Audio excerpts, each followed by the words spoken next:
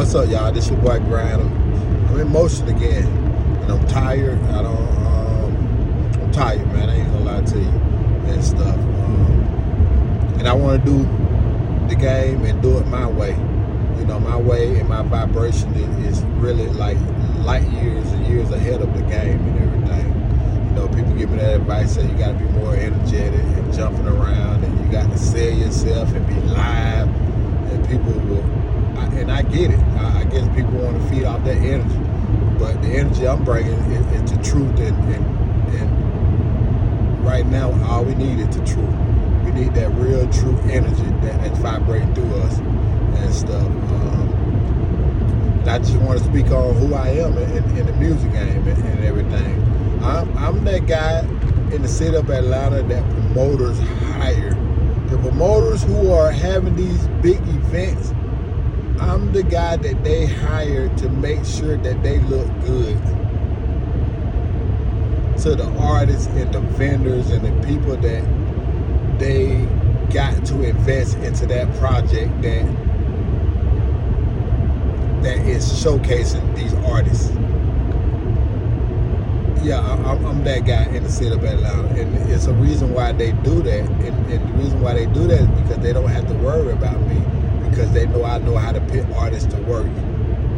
Anybody who knows me and seen me ever work in the city of Atlanta, they know I put people to work. Anybody, it's big.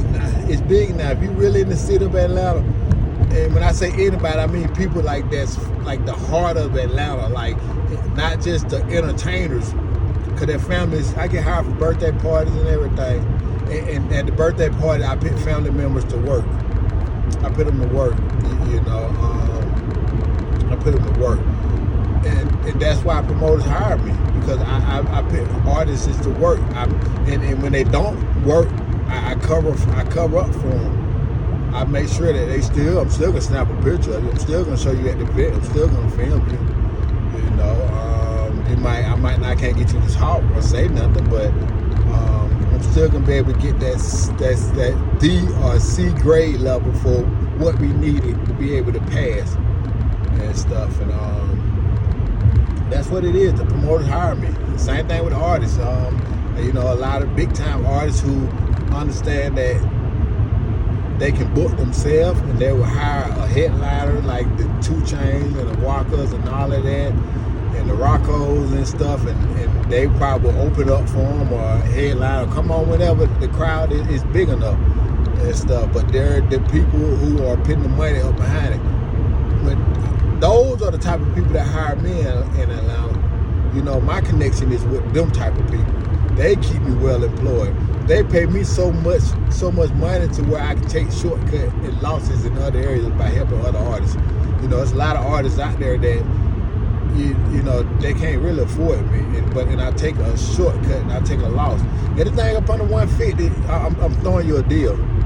For my level and my talent, it's like somebody giving you Gucci that you know inside the Gucci store gonna cost you $150 for or $1,000 for, but you can get it for about shit. Truth be told, man, my video and my event that I might throw at a nigga for $150 might run them about $400 or $500, real professional level. By the time they take the cost of filming, the cost of editing, and the cost of taking pictures of the 3 different situations that I put together and whatnot. And the promoters understand that, and they love me. And the ones that got a small amount of budget, they got a little budget, but like I say, like the big major budget, some of them do. Let me stop.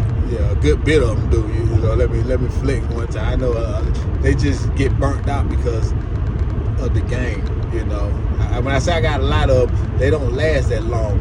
You know, they spend good money with me, but just imagine they spending good money with me, then they're spending like 5 or 6 times with the ones that's finessing the game, and it's a lot of them out there that's finessing the game. You know, trust me, I work with all the big time accounts, and I know who they were giving money to in the streets and how much they was giving, and did it benefit them and stuff. And truth be told, I was the best thing that they ever did. That content that I created for them was the best thing that they ever done. Don't nobody remember the show that they paid for. Don't nobody remember that $1,500, $2,500 VIP section. Don't nobody remember none of that. Don't nobody remember who paid for that alcohol for them people. Don't nobody know who paid for you to get it, for everybody to get in the club. Who knows? The promoter probably let them in for free. All that money just was gone. And that's wasteful spending. No business can operate like that. No business can sit here and say that I'm gonna go out 3 times a week, balling hard, and I'm gonna waste $1,000 getting into the club. $2,500 every night, $1,500 every night, just to get a section in the club. 3 nights out of the week. I'm gonna keep that up for about 3-4 months if I get tired of it. You do the math, you add that up. That's a lot of money on a person's budget. And I ain't saying it like that now because the economy kind of messed up, but I'm saying those are what I done seen, the wasteful spending. Oh man, don't let it be no strip club. You throwing some money up in there. You throwing some for real money up in there. But when all that's said and done, the best thing that they got smoking is the fact that they was with me and I got that content and I made them people work. Everybody who knows me in the situation knows I'm gonna be the hardest worker in the situation in the whole building. Like we working. Like, see, the thing about me, I work so hard that I out-create my editing ability. And I'm gonna say it like that. My editing production, I'm gonna say my editing ability. My ability to put out that content. Cause when I'm there working, okay, we got dead time. Okay, y'all get up, man. In our dead time while everybody taking a break, we're gonna do some acting scenes. Boom. So now I'm shooting movies while I'm there. I'm shooting the behind the scenes while I'm there. This person want me to shoot their vlog. This person want me to shoot their vlog. So now I got about 5 projects, 6, 7 projects going on in one situation. And I'm doing it. I'm carrying it. And that comes from years and years of doing that. You know, years and years before folks understood, before folks even had cell phones with the camera up on it. We was going to the club filming artists, and maybe it would be about 20, 30 cent artists that the promoter have, and we would film every last one of them. You know, make some good money. Make some good money. Yeah, make some good money. But yeah, that's who I am, man. And I just want y'all to understand that when y'all dealing with me, understand y'all dealing with somebody that the top promoters in the city of Atlanta, they hire me. And it's when you start talking about independently being in the game for over 20-something years, independently, no, like for real, independently. I press up my own CDs. I have my own duplicator, my own 7-in-1. I burning out my own CDs and DVDs and pushing them out, making my own covers, printing my own labels. And I was doing numbers in units, paying for my own advertisement, doing my own moving around in the city, paying for my own gas. Nobody paid for no money for me for my wardrobe, even though I don't try to get fly and flashy, but you know, it's independent. And it's coming out of my grind money, my hard work. So you gotta salute stuff like that, man. Still be in the game.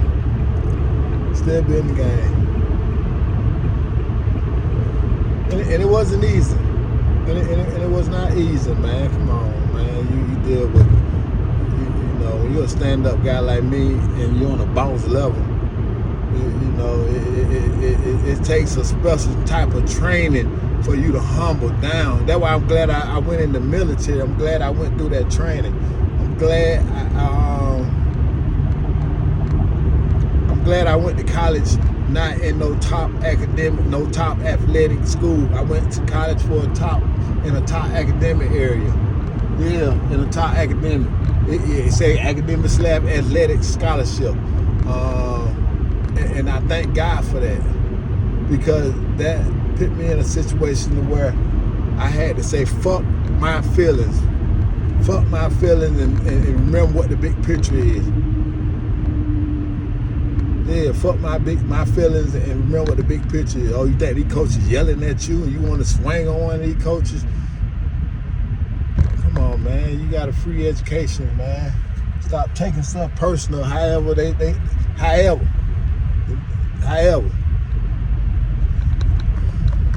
But yeah, man, that's just me trying to get y'all the fact that I'm the biggest in the city and humbling down is a part of the game that I know people bigger than me, but they're not gonna humble down to be nice to some of y'all guys. You know, yeah, they in order for them to stay on top, they gotta step on you. Yeah, they gotta step on you. Yeah, they gotta step on you.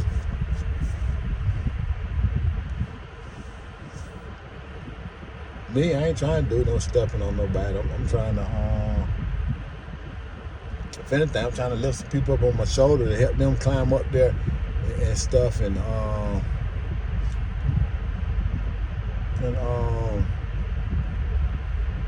hopefully they can go get that ladder and throw the ladder down. But a lot of folks ain't doing that. I'm lifting up on my shoulder. They get over the wall and they get to see what's going on. They get to party and forget. Throw the ladder over. You out, look, you on the you down at the bottom saying, hey, throw the ladder over. Throw the ladder over. And then here comes the next situation. Do it again with somebody else. And everybody says that same thing. Everybody says that, boy, when I get to that next level. But I can look in some of them folks' eyes and say, they ain't what's the name? Gotta stay focused.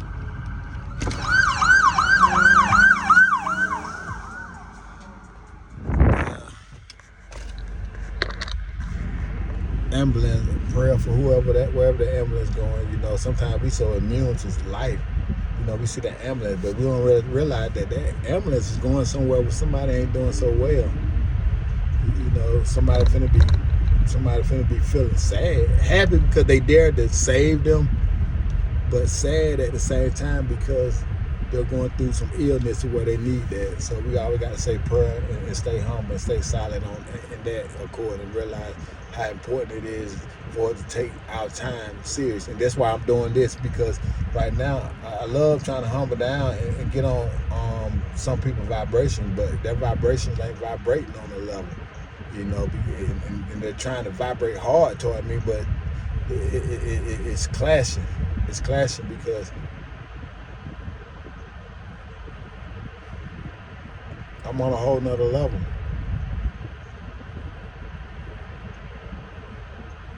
I'm on a whole nother level. Whether it's the spiritual one talking to y'all, whether it's the arrogant one talking to y'all, whatever name you want to call me, AJ, Messenger of God, my real name. AJE, Messenger of God, my real name.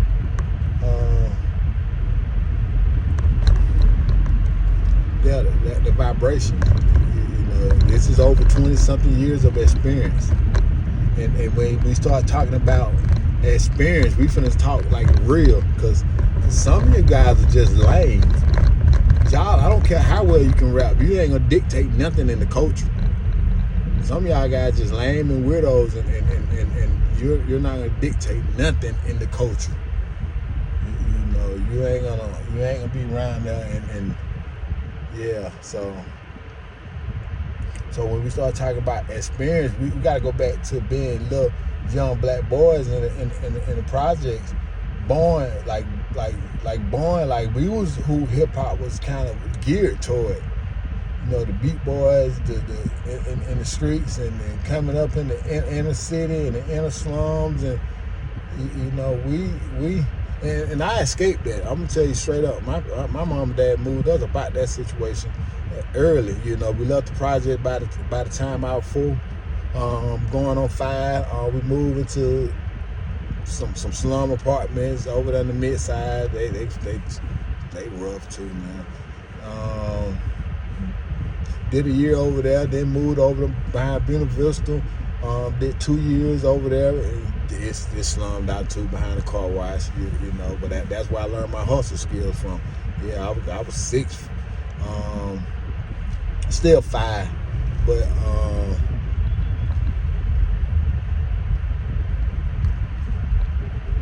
yeah, still 5. And I just learned my hustle skills.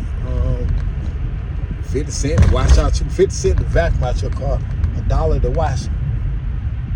50 cents to vacuum out your car, $1 to wash it. Yeah, and I was over there faithfully. Yeah. Faithfully trying to make me some money. Because, you know, I didn't want to ask my parents for no money. I didn't like asking people for stuff. To this day, I still don't like asking people for stuff and stuff. And guess what I did with my money? Because I never had no want for no money. You know, I would cross a big old street. This is a true story. I would cross some big old street and go to the pen. It wasn't no dollar store. It was like a penny store. You know, we had penny candy and stuff. And 1 cent pencil sharpeners and stuff like that. And, I would buy some of those, and I would take them to class, and I would pass them out and stuff. And yeah, I would pass them out.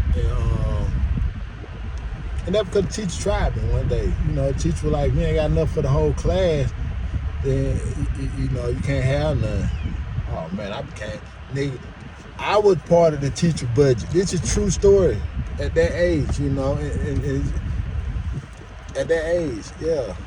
When it came time for us to have recess, the teacher looked at me for giving everybody in class a piece of candy and something special. Yeah, something special. That's history. That's history, you know.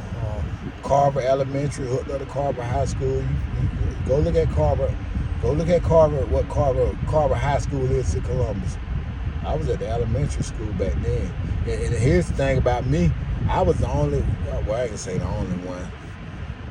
I was one of the main ones that was in elementary school, and the high school kids would see me because I played with all of them. I played with my brother. My brother was 4 years older than me, so, and then he was fast, so he played with my uncles and all of that. So with that being said, we hung out with our age range, like, and they knew us from the neighborhood. So when they see us in school, like the high school kids that was in the neighborhood that were playing with us, Trap and all of them, when they see us, they recognize us.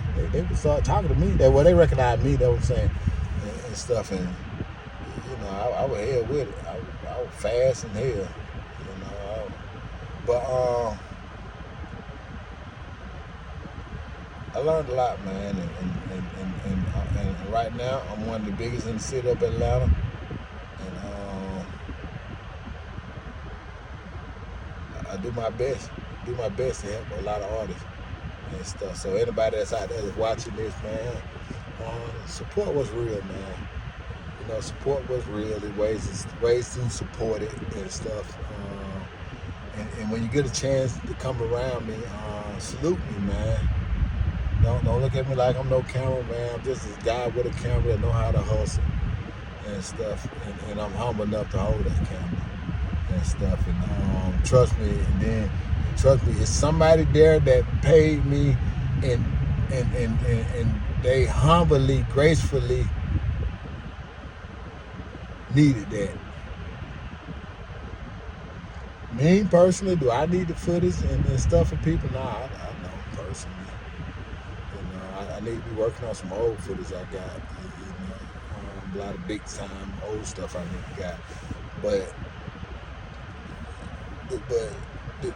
the new stuff, I'm there because somebody, a promoter, somebody that paid me to be there, man, and stuff. And so just support it, respect it, and salute it when you see it. You know, when you see me, and I'm humble. I don't have on a lot of jewelry. That's why I say I'm gonna do it my way, because they wanted me to have on the jewelry. They wanted me to be animated when I come talk to y'all. I'm not on that vibration. I'm on a boss vibration and stuff. And boss ain't how much money you got. Boss ain't about the material thing. It's the mindset. You got to have that mindset. You got to exemplify that to the best of your abilities. You can have a lot of money and still not be a boss. You can have a lot of material things and still not be a boss. You know, you can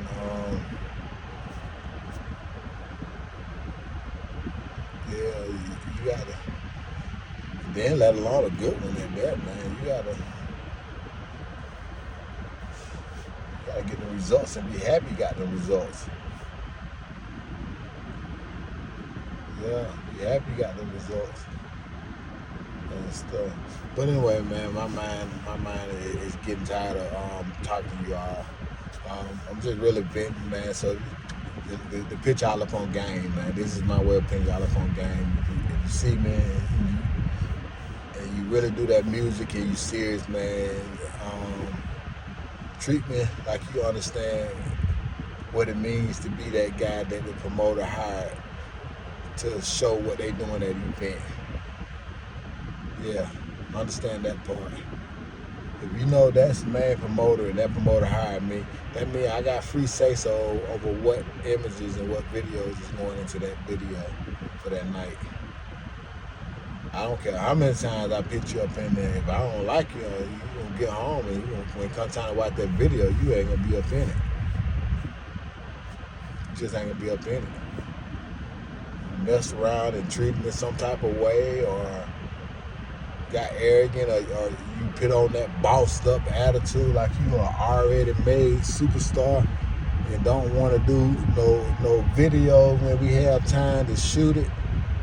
Cause you gotta understand, man, when you get an opportunity, man, you gotta be ready. When you come in the showcase, you supposed to be ready and stay ready. They're like competing on the basketball court and we playing 5-on-5 and you just sitting over there. The ball come your way, but you want to say, hold up, let me wipe my hands off and get ready. Let me tie my shoelaces up. All that shit should have been tied up, man. And that's what I'm saying. See, people like me, promoters hire me because I'm the type that'll sit there and remind them coming down the court, hey, the ball finna ready to come to you, nigga. Tie your shoelaces up. Dry your hands off, nigga. You know you got them sweaty hands and get ready to shoot the ball. Or better yet, what I would do is realize that you got all that stuff going on and find another way for you to be able to score in the game. Yeah, or do it like that and stuff. But I ain't talking to y'all, man. They grind, man. Make sure y'all like, share, and subscribe. And this is what we got going on. June the 10th, just did a showcase in Stone Mountain for that situation. Met some decent artists, met some decent entertainers, met some decent hustlers.